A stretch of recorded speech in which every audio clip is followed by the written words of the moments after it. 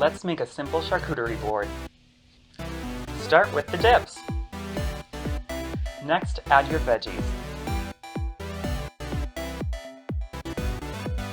Add some bread and crackers.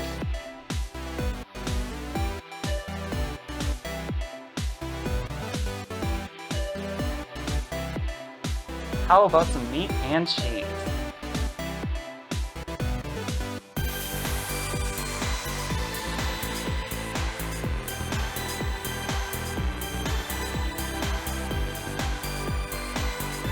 And we're gonna add some crunchy heat.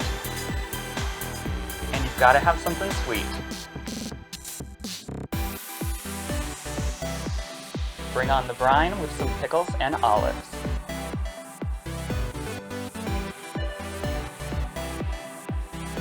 And garnish it with fresh herbs. Simple charcuterie. Cheers.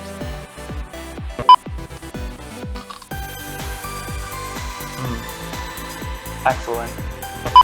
Don't move. And I was like, Janet, your charcuterie. I like it. I like that. okay, I totally forgot what I'm supposed to be doing now.